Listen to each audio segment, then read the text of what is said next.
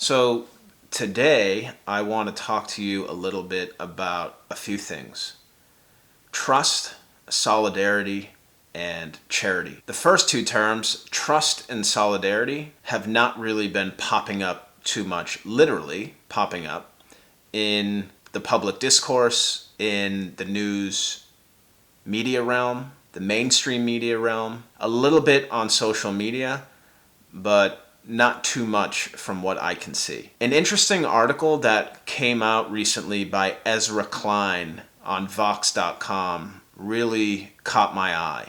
Klein argued that people in the United States have been asked to upend their social economic lives to avoid the spread of COVID-19. Eventually, Klein writes, the coronavirus's epidemic toll will be so pervasive that people will eventually accept emergency measures as a necessary response to the crisis itself. To act now, he says, requires that we believe the scientists, the journalists, and the politicians who are warning us of a future we can't see yet or feel yet. To do that, Klein is arguing, we need to trust these individuals. We need to trust these entities, these so-called experts. And yet we know that there is already a gap emerging between how Democrats and Republicans are responding to the coronavirus.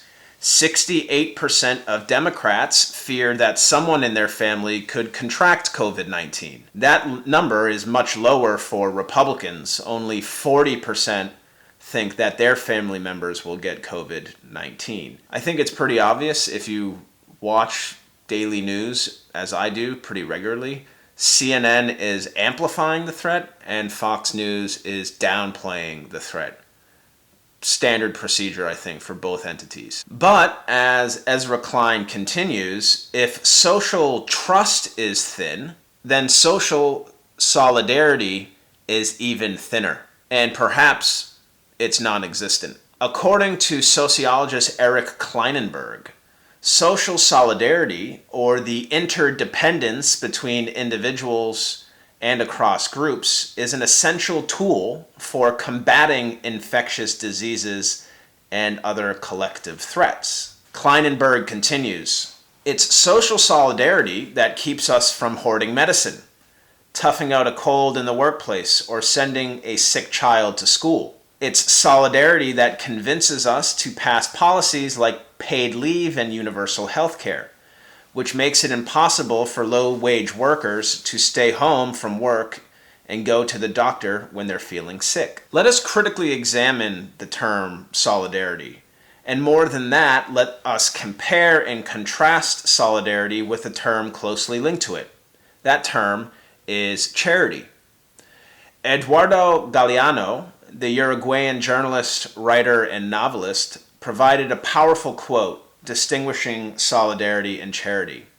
Galeano states, I don't believe in charity. I believe in solidarity.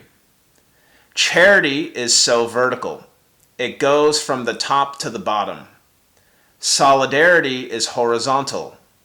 It respects the other person. I have a lot to learn from other people. An organization called ThoughtWorks also provided important insight on this matter of solidarity and charity as well. And this is a direct quote from ThoughtWorks. Charity is something you give to those who are, quote, less fortunate than yourself. It suggests a belief in a hierarchical system, an us versus them. It creates a power dynamic that further reinforces systems of oppression and economic inequality. Solidarity, by contrast, takes a systems change approach.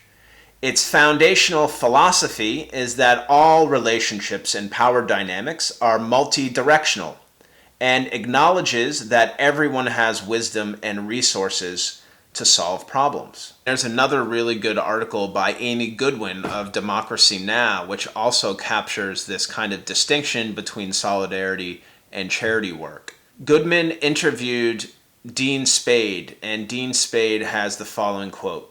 Charity is a word we often use to think about like social services or nonprofits that give stuff to poor people if they qualify.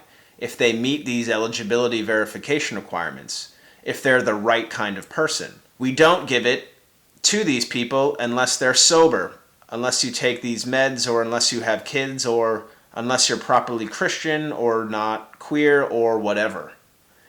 Charity is the kind of thing where usually money comes from the rich and they get to determine who is deserving and who is not deserving. That's the opposite of solidarity. Solidarity is noticing that people are in need.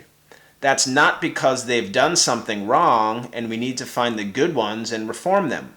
It's because there's something wrong with the system that makes people homeless, that makes people criminalized, that makes people desperate, and makes people, have no immigration status, or whatever the case may be. So it's really a different framework, and it's not about saviorism or about elites determining who should get what relief, which is how charity works and looks. It's instead about all of us getting together and practically just trying to meet each other's needs and solve immediate problems together in a very grassroots, in a very, let's say, bottom-up approach rather than a top-down approach that we often see with charity work. So let's explore some questions. How do you feel about the solidarity-charity dichotomy? What comes to your mind when you think about the differences between these matters? You can engage in this question in a similar way to a previous video and the distinctions made in that video in terms of the differences between allyship and accompliship. A second question for you to consider: what does successful solidarity look like in your current location amidst this pandemic? Bring us through the process of this. What might it look like if you were tasked with engaging in successful solidarity right now? And the third question is solidarity or charity needed more during this pandemic? So kind of forcing you to choose one or the other. Or perhaps you may explore the option that both are needed during this time. Until next time, I wish you all a wonderful day. I hope you're keeping safe, and I hope you're keeping sane as well. These are tough times. Thank you all so much. Take care.